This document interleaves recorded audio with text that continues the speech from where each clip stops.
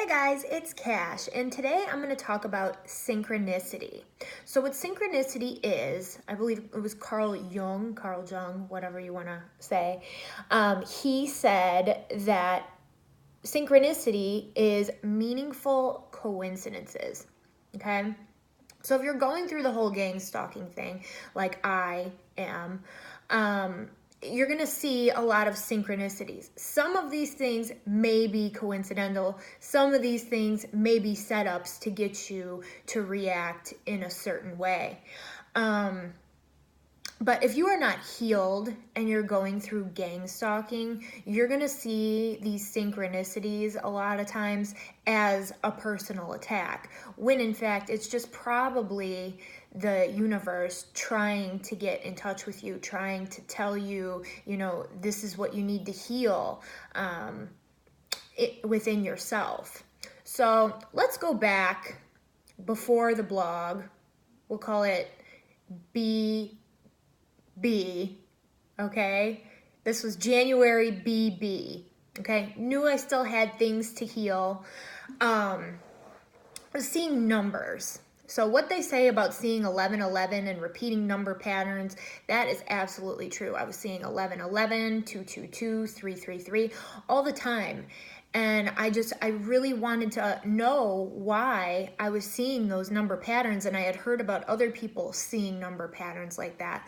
So I really got into Ralph Smart, Infinite Waters, and watching his stuff and listening to him speak inspired me to start the blog and write about my experiences, because I love to write. So I figured by doing that, that would get all the residual emotions out of me, and then it would help me to process everything in a clearer manner.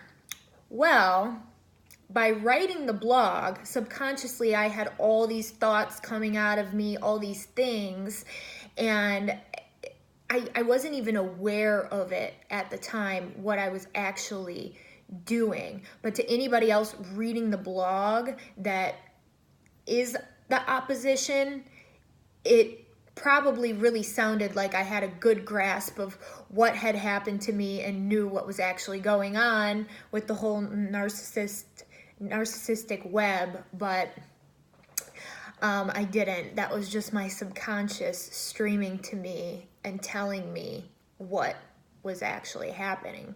So we'll call them the agents of Satan, because either physically or spiritually in the world, if you are being stalked and targeted, they are agents of Satan. So we'll just call them that. So after that, after my last entry on the blog, the agents of Satan came after me, and that is when my gang stalking became extremely overt. They wanted me to know that I was being watched and that this was happening to me.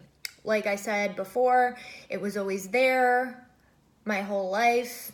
Like, I can remember synchronicities since young, like 10, 11 years old. But it became overt after the blog. And I wasn't really aware that society doesn't like the truth. I was like, I don't understand why this attack is on me, because everything I'm saying in this blog is true. This is how I felt at that time. I'm trying to get this out of me. I'm trying to heal myself. And as I was hammering away at the keyboard, I had no idea that society's trying to run from the truth. So, of course, I'm going to get some type of attack in the physical. I wasn't even thinking of the spiritual ramifications of the blog, because I wasn't in a spiritual place at that time. Like, I knew that I had to go back to church and that I needed to turn back to God. But at that time, my main goal was getting all of that out of me. So unknowingly, I was leveling up with this blog. I was leveling up spiritually. When you do something like that, when you tell your truth, that is going to bring opposition against you, because you are essentially raising yourself back up. So people from the opposition probably saw this and was like, oh, well, we need to keep her down. So they were taking things from the blog, and then it was showing up in my reality, if that makes sense.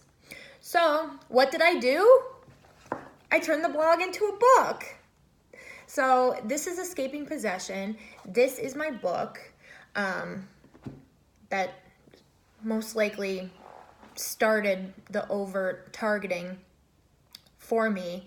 But throughout this whole process, I've tried to look at it in a positive light. I've tried to take the good out of it the whole way.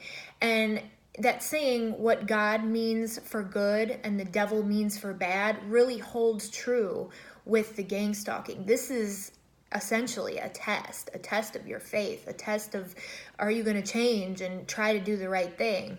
And in the beginning, I was looking at this as my purpose. Like, I found my purpose. I love to write. I was so happy. You know, I was doing different things that I wouldn't probably have done if I wasn't being targeted. I started making these videos. So I chose to see the good out of this process. And another thing I needed help with, that gang stalking will help you with, is your thought process.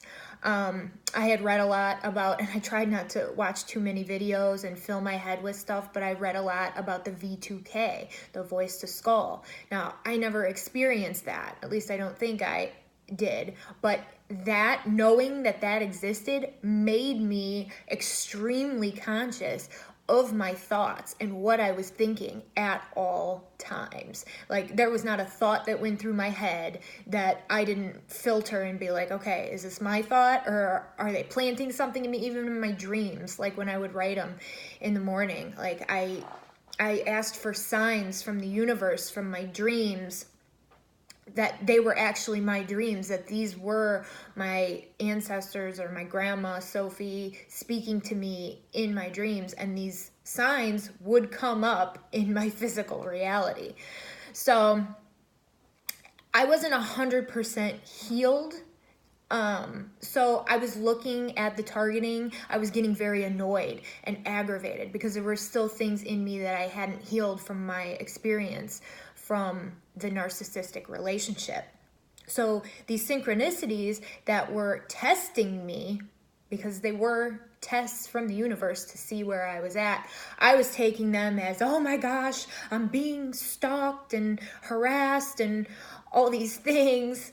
But it was really a test to see what I was going to do and where I was at personally with my whole gang stalking, or with my whole healing experience. So I'm going to attach a couple of videos down below that I have watched about synchronicities, and it really makes sense to me how we do essentially track these circumstances in our life by the way that we are thinking.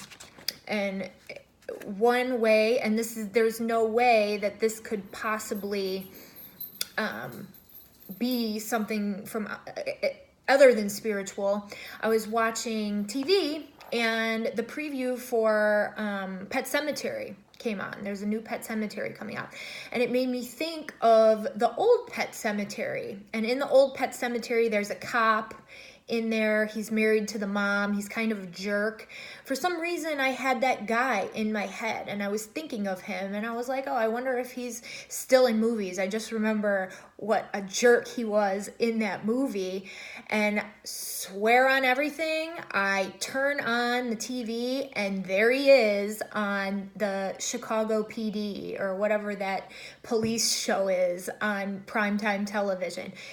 I was like, wow. I was like, that was like a sign that, you know, you need to stop taking this as everybody's out to get you and people want to attack you, because it's really not that way. But if you're not healed, you will take it that way. It was just... And if you watch my videos and see the things that I was posting on my Facebook were happening in my real life, you can see those things. I have like 5 or 6 videos showing how this was manifesting in my real life. Whether it was set up or not, I don't know. But there's people out there that go through this and they have a camera on them at all times, which is a great idea. But as I've said before, I really don't feel like taping every single thing that happens in my life.